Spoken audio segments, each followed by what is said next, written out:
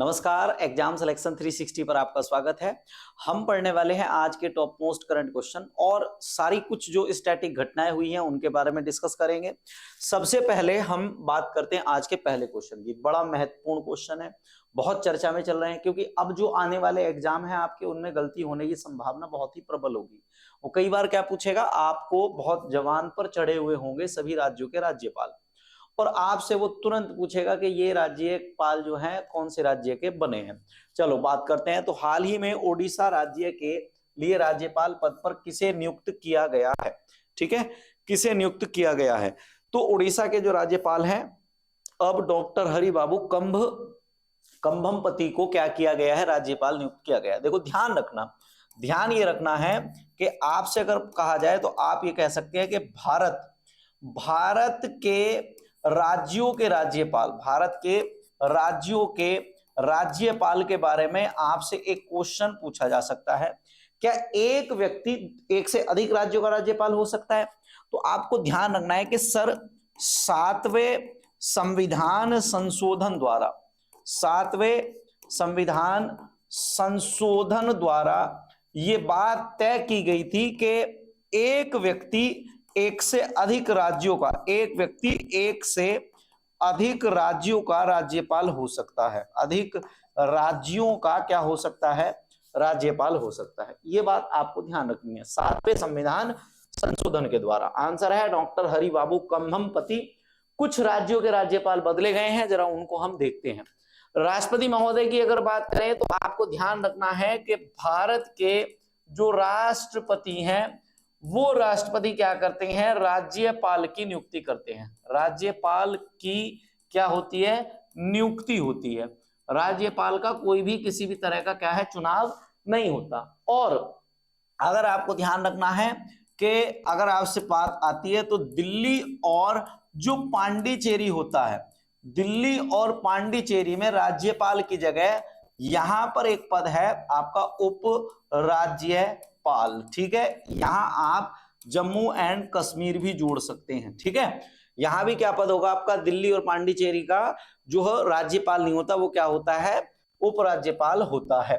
देखो ध्यान रखना है, आपको क्या ध्यान रखना है कि श्री अजय कुमार भल्ला जी को मणिपुर का, ध्यान रखना कहां का, अजय कुमार भल्ला जी को कहां का राज्यपाल बनाया गया है? मणिपुर का। वीके सिंह को कहां का? मिजोरम का राज्यपाल बनाया गया। वीके सिंह को मिजोरम का राज्यपाल बनाया गया। आरिफ मोहम्मद खान जो लंबे समय से केरल के राज्यपाल थे, अब आरिफ मोहम्मद खान को बिहार का राज्यपाल बनाया गया। किसको? बिहार का राज्यपाल बनाया गया है। और आरवी अर्लेकर की अगर बात करें तो आरवी मतलब आप ऐसे कहो कि बिहार के राज्यपाल केरल पहुंच गए और केरल के राज्यपाल जो है वो कहां आ गए? बिहार में आ गए। और लास्ट मैंने आपको बताया ही है, हरिबाबू कंभमपति को ओडिशा के राज्यपाल के रूप में नियुक्त किया गया है। ठीक है, तो ये आपके जितने भी राज्यपाल चेंज हुए हैं इनको आपको क्या करना है? याद रखना है, क्योंकि ये आपके पेपर में प्रबल संभावना है कि ये क्वेश्चन आएगा। ठीक है भाई, अगले प्रश्न पर आते हैं। भारत के पहले बायोबिटुमेंस राष्ट्रीय राजमार्ग का उद्घाटन किस राज्य के किस जिले में किया गया है? देखो आपको पता होगा कि भारत में जो सड़क परिवहन मंत्री है, ठीक है, कौन? भारत में सड़क परिवहन मंत्री की अगर बात करें तो भारत में सड़क परिवहन मंत्री जो है वो है नितिन गडकरी। कौन है भैया? नितिन गडकरी। और आपको पता ही होगा कि नितिन गडकरी बहुत ही ज्यादा अपने डिपार्टमेंट में काम करने के लिए जाने जा रहे हैं और इस समय भारत दुनिया में सबसे ज्यादा तेजी से रोड बनाने वाले देशों में से एक देश है। तो उन्होंने क्या किया है? महाराष्ट्र के नागपुर में, ध्यान रखना कहां पर? महाराष्ट्र के नागपुर में पहले बायोबिटुमेंस राष्ट्रीय राजमार्ग का उद्घाटन किया है। पहले बायोबिटुमेंस राष्ट्रीय राजमार्ग का उद्घाटन किया है। इसमें आपको मैं दो तीन चीजें बता देता हूं। नागपुर के मानसर राष्ट्रीय राजमार्ग परियोजना के 1 किलोमीटर के हिस्से में डामर में 15% बायोबिटुमेन मिलाकर जो है ये तैयार किया गया है। इसके अलावा सॉरी, इसमें आपको एक क्वेश्चन ध्यान रखना है कि भारत का सबसे लंबा राजमार्ग अगर आपसे पूछा जाता है तो आपको बताना है नेशनल हाईवे 44, ठीक है। और अगर आपसे पूछा जाता है भारत का सबसे छोटा राजमार्ग, भारत का सबसे छोटा राजमार्ग, तो ये है नेशनल हाईवे 588। कौन सा है? National highway 588।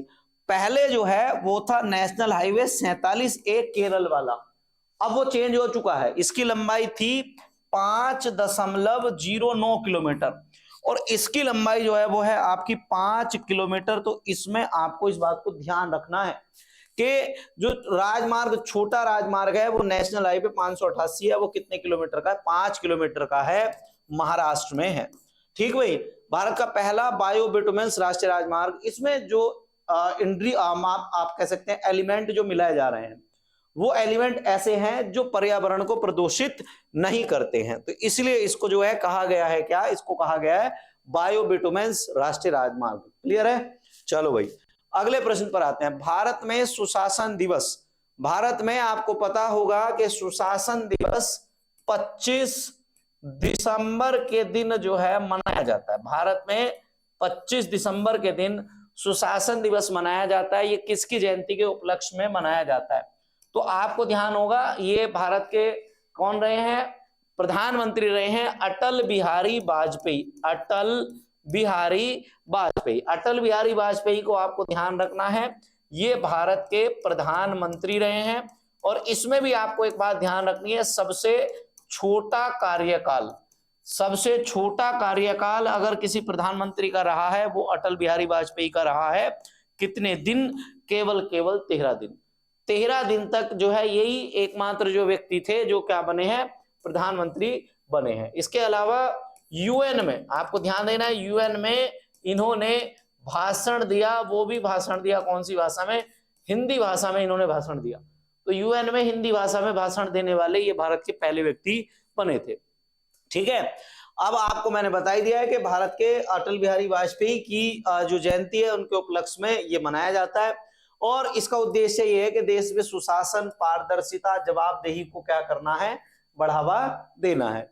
साथ ही में ध्यान रखना कि अटल जी को उनके कुशल नेतृत्व और प्रशासन के लिए हमेशा याद किया जाता है। इनका 2000 आप ध्यान रख सकते हैं कि 1999 में इनका जो है कार्यकाल रहा और वो सबसे छोटा कार्यकाल रहा था। 3 बार ये भारत के प्रधानमंत्री बने हैं। भारत में भारत पोल परियोजना का मुख्य उद्देश्य क्या है? बहुत ही बेहतरीन सा क्वेश्चन है। जैसे पूरी दुनिया में चलता है ना इंटरपोल, तो अब भारत में आ रहा है भारत पोल परियोजना का मुख्य उद्देश्य क्या है? तो इसमें ऑप्शन क्या दे रखा है? सभी राज्यों की पुलिस के बीच बेहतर तालमेल बनाना, ये भी बात सही है, इसका उद्देश्य ये भी सही है। विदेशों में छिपे अपराधियों की गिरफ्तारी में मदद करना, ये वाली बात भी सही है। केंद्रीय एजेंसियों और इंटरपोल के साथ अपराधों की जांच में सहयोग करना, ये वाली बात भी सही है। तो इसका आंसर जो बनना है वो क्या बनना है? उपरोक्त सभी। इसका आंसर जो है ध्यान रखना, इसका आंसर क्या बनना है? उपरोक्त सभी। के भारत पोल परियोजना में जो कई बार ऐसा होता है, मान लो एक एग्जांपल है, यूपी पुलिस और उत्तराखंड पुलिस है, तो ये कोई केस होता है तो एक दूसरे का सहयोग करते हुए कतराते हैं। अब दरअसल सीबीआई ने भारत पोल योजना शुरू की है और उन्होंने बताया कि अगर कभी ऐसा होता है कि किसी राज्य की पुलिस को दूसरी राज्य की पुलिस से मदद चाहिए तो उनको उनकी मदद करनी चाहिए, जिससे आपराधिक गतिविधियों में थोड़ी सी कमी आएगी। ठीक है। विदेशों में जो छिपे हुए अपराधी हैं उनकी गिरफ्तारी में भी मदद करने के लिए दूसरे देशों से जो है इसमें गुहार लगाई गई है। उसमें ध्यान रखना, भारत पोल जो है अत्याधुनिक ऑनलाइन मंच है जिसे सेंट्रल ब्यूरो इन्वेस्टिगेशन के द्वारा जो है क्या किया गया है? तैयार किया गया है। कई बार आपसे पूछा जाता है सीबीआई को क्या कहा जाता है? तो सीबीआई को सरकार का तोता भी कहा जाता है। इसको ध्यान रखना, सरकार का तोता किसको कहा जाता है? सीबीआई को सरकार का तोता भी कहा जाता है। इसका उद्देश्य क्या है? राज्यों और केंद्र शासित प्रदेशों की पुलिस के बीच एक दूसरे के बीच जो है समन्वय स्थापित हो जाए। ये विदेशों में छिपे अपराधियों की गिरफ्तारी में मदद करना, इंटरपोल सहित अन्य एजेंसियों के साथ मिलकर अपराधों की जांच में सहयोग करना जो है इसका उद्देश्य है। इस उद्देश्य से ये बनाई गई है। ठीक है। सीबीआई से मैं आपको एक क्वेश्चन पूछ रहा हूं कि सीबीआई का अगर आपसे मैं पूछूं हेडक्वार्टर कहां पर है, तो आप बताना कि सीबीआई का हेडक्वार्टर नई दिल्ली में है। कहां पर है? नई दिल्ली में। सीबीआई का हेडक्वार्टर नई दिल्ली में है। ठीक है। केन बेतवा नदी जोड़ो परियोजना किस राष्ट्रीय नीति के तहत शुरू की गई है? आपको पता होगा कि बहुत ही फेमस नदी है, एक नदी है केन और एक है बेतवा। केन बेतवा परियोजना, अगर पुराने बच्चे हैं जो तैयारी कर रहे हैं उनको पहले से ही इसके बारे में पता होगा, वापस और इसके बारे में देखना है तो केन बेतवा नदी जोड़ो परियोजना किस राज्य नीति के तहत शुरू की गई है? तो ये है आपकी राष्ट्रीय नदी जोड़ो नीति। कौन सी है? राष्ट्रीय नदी जोड़ो नीति के तहत इसको शुरू किया गया है। ध्यान रखना है कि इसकी शुरुआत प्रधानमंत्री नरेंद्र मोदी के द्वारा, प्रधानमंत्री नरेंद्र मोदी जी के द्वारा जो है इसको शुरू किया गया है। और इसका अगर मेन उद्देश्य की बात करें तो जल वितरण को संतुलित करना, सूखे से प्रभावित क्षेत्रों को पानी उपलब्ध कराना। हमारे देश की बड़ी एक समस्या है कि समस्या में नंबर एक तो यह है कि जहां पानी है वहां पानी जो है बहुत मात्रा में है, और जहां पानी नहीं है वहां बिल्कुल ही नहीं है, बिल्कुल सूखा है। तो अब क्या करने की कोशिश की जा रही है कि जहां पानी की मात्रा ज्यादा है उस पानी की मात्रा को वहां से कम किया जाए और ऐसे राज्यों में वितरण किया जाए, ऐसे क्षेत्रों में वितरण किया जाए जहां पर पानी की मात्रा कम है। उसके लिए ये परियोजना शुरू की गई है। इसमें भारत में जो है क्या होगी, इसमें भारत में नहर और झीलें और इसमें आपकी जो छोटे आप कह सकते हैं जो जिनको कहा जाता है रजवाहे, रजवाहे या आप कह सकते हैं इनको माइनर के नाम से जाना जाता है, इनको विकसित किया जाएगा और ऐसे क्षेत्रों में पानी पहुंचाया जाएगा जहां पर पानी की पहुंच बिल्कुल ज्यादा नहीं है। ठीक है। अगला क्वेश्चन है, अमित शाह द्वारा नई दिल्ली में उद्घाटन की जाने वाली बहुउद्देशीय समितियों की संख्या कितनी है? देखो यहां आपको पता होगा, मैंने आपको पहले ही बताया था, यहां आपको पता है कि इन्होंने 2.0 जो है एक योजना थोड़े दिन पहले शुरू की थी, ध्यान हो तो, ऑपरेशन दूध, ऑपरेशन फ्लड। ठीक है, ऑपरेशन दूध को शुरू किया था। अब इसमें क्या है, इन्होंने अब नए तरीके से अपने उद्देश्य में बदलाव किए हैं और इन्होंने ये बताया गया है कि नई दिल्ली में बहुउद्देशीय समितियों की संख्या जो है बढ़ाई है और उनकी संख्या कितनी कर दी है? 10,000। नई दिल्ली में बहुउद्देशीय, इसमें मेन जो फोकस किया गया है, जो पैक डेयरी और मत्स्य सहकारी समितियां हैं उनका उद्घाटन करना है कि ज्यादातर जो आपके जो डेयरी प्रोडक्ट हैं, डेयरी प्रोडक्ट में एक तो इनका टारगेट है कि ज्यादा इसमें शुद्धता लानी है, पहला तो ये है। दूसरे अगर प्रोडक्ट की बात करें, दूसरे प्रोडक्ट में आपको ध्यान रखना है डेयरी प्रोडक्ट में शुद्धता लानी है। इसके अलावा आपको एक और पॉइंट ध्यान रखना है, एक और पॉइंट ये है कि जो मत्स्य पालन है, कौन सा? जो मत्स्य पालन है, इस मत्स्य पालन में जो है क्या करनी है? वृद्धि करनी है। दरअसल हम लगातार समुद्र से मछलियां ले रहे हैं और उसमें बहुत सारी दुर्घटनाएं या बहुत सारी अलग अलग तरह की जो चीजें हैं वो सामने आ रही हैं। अब सरकार ये चाह रही है कि राज्यों में मत्स्य पालन और ज्यादा क्या किया जाए? बढ़ जाए। इसमें एक बात और ध्यान रखना कि इसमें विशेष जोर दिया गया है कि जो मूंगा प्रजाति की मछली है उसको बिल्कुल भी नहीं पैदा किया जाएगा। उस पर क्या लगा रखा है? प्रतिबंध लगा रखा है। मूंगा प्रजाति की जो आप ध्यान रखना जो मछली है उस पर क्या लगा रखा है? प्रतिबंध लगा रखा है। ठीक है। अगर आपसे पूछा जाए कि श्वेत क्रांति किससे संबंधित है, तो श्वेत क्रांति आप बताना कि दूध से संबंधित है। अगर आपसे पूछा जाए कि नीली क्रांति किससे संबंधित है, तो नीली क्रांति आपसे पूछते हैं तो आप बताना कि ये जो है मछली पालन से, किससे? मछली पालन से संबंधित है। नीली क्रांति मछली पालन से संबंधित है। वित्त वर्ष 2024-25 के पहले 8 महीनों में भारत ने कितने मूल्य के स्मार्टफोन का निर्यात किया है? निर्यात का मतलब बेचना, आयात का मतलब खरीदना। तो हमने इस साल एक टारगेट रखा था कि इस वित्त वर्ष में 1.7 लाख करोड़ रुपए का मोबाइल फोन बेच देंगे। अभी तक हमने 8 महीने में 1 लाख करोड़, ध्यान रखना कितने, 1 लाख करोड़ रुपए के स्मार्टफोन जो है बेच दिए हैं, या आप कह सकते हैं निर्यात कर लिए हैं। ये बात आपको ध्यान रखना है। हम चाइना के एक बड़े कॉम्पिटिटर के रूप में दुनिया के सामने उभर कर आए हैं।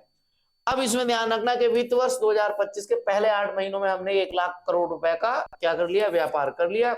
और हमारे सरकार के द्वारा PLI, सॉरी ध्यान रखना कौन सी है, PLI जो योजना चल रही है, उसके तहत स्मार्टफोन उत्पादन में वृद्धि की जा रही है। बाकी आपको एक और चीज ध्यान होगी कि जो भारत है, भारत के प्रधानमंत्री नरेंद्र मोदी अभी जो है एक से जो है आपका ध्यान रखें कि नोएडा में इन्होंने क्या किया, नोएडा में जो चिप होती है ना, चिप विकसित करने के लिए, चिप विकसित, चिप आप समझ रहे हैं ना, मोबाइल के जो मेमोरी कार्ड होते हैं जो बने होते हैं सिलिकॉन के, किसके बने होते हैं, सिलिकॉन के बने होते हैं। तो उनको विकसित करने के लिए अगर आपसे पूछा जाए तो आप बता सकते हैं कि पूर्वी एशियाई देशों के साथ, पूर्वी एशियाई देशों के साथ, पूर्वी एशियाई देशों के साथ समझौते किए हैं। ये बात ध्यान आपको रखनी है। दुनिया में सबसे ज्यादा जो सिलिकॉन का उत्पादन करता है, सिलिकॉन चिप बनाता है, तो वियतनाम दुनिया का पहला ऐसा देश है जो सबसे ज्यादा चिप बनाता है। दुनिया भर की 90% से ज्यादा जो माइक्रोचिप है उनका निर्माण जो है वियतनाम करता है। अब भारत कोशिश कर रहा है कि अपने देश में क्या कर ले, वो नई तरह की जो है चिप है वो विकसित कर ले। चाइना और जो हम वियतनाम पर पूरी तरह निर्भर है उसकी निर्भरता को धीरे धीरे कम कर ले। राष्ट्रीय मानवाधिकार आयोग, ठीक है, राष्ट्रीय मानवाधिकार आयोग जिसको कहा जाएगा NHRC, NHRC के नए अध्यक्ष के रूप में किसे नियुक्त किया गया है, NHRC के अध्यक्ष के रूप में किसे नियुक्त किया गया है, तो आपको पता होगा कि DY चंद्रचूड़ जो है वो तो भारत के थे पूर्व न्यायाधीश, ठीक है, पूर्व न्यायाधीश थे, इनका तो यहाँ कोई चक्कर नहीं है। UU ललित भी जो है वो क्या है, पूर्व न्यायाधीश है, ठीक है। NV रमन्ना भी जो है वो क्या है, पूर्व न्यायाधीश है। अभी फिलहाल जो है वो कौन है, न्यायमूर्ति राम सुब्रमण्यम, राम सुब्रमण्यम को NHRC के अध्यक्ष के रूप में नियुक्त किया गया है। आपको बता दिया जाए तो NHRC का जो चेयरमैन होता है, इसके चेयरमैन की नियुक्ति, इसके चेयरमैन की अगर आपसे पूछा जाए नियुक्ति कौन करता है, तो इसके चेयरमैन की नियुक्ति राष्ट्रपति द्वारा की जाती है, ठीक है। किसके द्वारा, राष्ट्रपति के द्वारा इसकी नियुक्ति की जाती है। और राम सुब्रमण्यम को NHRC का अध्यक्ष नियुक्त कर दिया गया है। अगर आपसे पूछा जाए कि ह्यूमन राइट्स डे कब मनाया जाता है, तो आप बताना कि 10 दिसंबर को मनाया जाता है ह्यूमन राइट्स डे, ठीक है, 10 दिसंबर को ह्यूमन राइट्स डे मनाया जाता है, ठीक है। अगला, निम्नलिखित में से किसके द्वारा 30 दिसंबर को स्पैड एक्स मिशन लॉन्च किया जाएगा।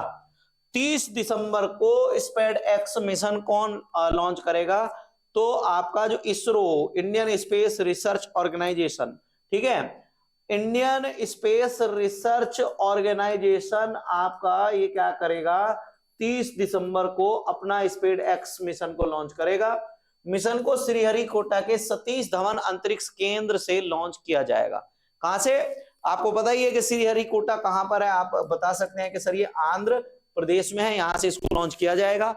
इसमें 2 छोटे छोटे अंतरिक्ष यान जो PSLV C6, PSLV ध्यान रखना है, C60 रॉकेट से एक साथ प्रक्षेपित किए जाएगा। प्रक्षेपित का मतलब आपको पता ही है, क्या करना, उनको टेक ऑफ करना, उनको किया जाएगा। Polar satellite launch vehicle, PSLV का मतलब क्या होता है, पोलर सैटेलाइट लॉन्च व्हीकल जो है इसका मतलब होता है यहां से इसको छोड़ा जाएगा, ठीक। अगले प्रश्न पर आते हैं। ग्लास चाइल्ड शब्द का अर्थ क्या है, ये इस समय बड़ा चर्चा का कारण बना हुआ है। पूरी दुनिया के जो वैज्ञानिक हैं, जो चाइल्ड स्पेशलिस्ट हैं, वो घोषणा कर रहे हैं कि अब एक चीज बड़ी जबरदस्त देखने को मिल रही है, वो है ग्लास चाइल्ड। ग्लास चाइल्ड क्या है? ये उन बच्चों के भाई बहनों से संबंधित है जो पुरानी बीमारियों या विकलांगताओं से पीड़ित है। दरअसल ये कहा जा रहा है कि ग्लास चाइल्ड शब्द जो है वो ऐसे बच्चों के लिए है जैसे किसी घर में दो बच्चे हैं, अब उन दो बच्चों में क्या है कि एक विकलांग या बहुत ज्यादा बीमार है, तो जो पुरानी बीमारियों या विकलांगताओं से पीड़ित बच्चे हैं ना, तो उनके भाई बहन जो होते हैं वो अक्सर खुद को अदृश्य महसूस करते हैं, क्योंकि उनका ध्यान अक्सर अपने विकलांग या बीमार भाई बहन पर होता है और उसके अपने भावनात्मक संघर्षों के जो उसके मतलब बच्चे के खुद के जो भावनात्मक जो संघर्ष होते हैं वो उसको भूल जाता है। वो केवल केवल ध्यान रखता है अपने भाई या बहन के संघर्षों को। तो उसके लिए जो है ये आपका ग्लास चाइल्ड शब्द प्रयोग किया जा रहा है। ऐसे बच्चों में संभावना ये रहती है कि वो आगे चलकर मानसिक रोगी बन सकते हैं। तो मानसिक रोगी इस तरह के बच्चे ना बने, उनके लिए जो है ये शब्द प्रयोग किया गया है। इसके लिए जागरूकता अभी शुरू की जाएगी, यूएन इस पर काम कर रहा है, पूरे दुनिया के लिए गाइडलाइन जारी की जाएंगी। जैसा कुछ होता है तो आपको बता दिया जाएगा। आज हमने इतने सारे करंट के क्वेश्चन पढ़े हैं, अब हम धीरे धीरे पढ़ते हैं अगले और क्वेश्चनों को और उसके बाद डिस्कस करेंगे और बहुत सारी चीजें। आज के लिए इतना ही, धन्यवाद।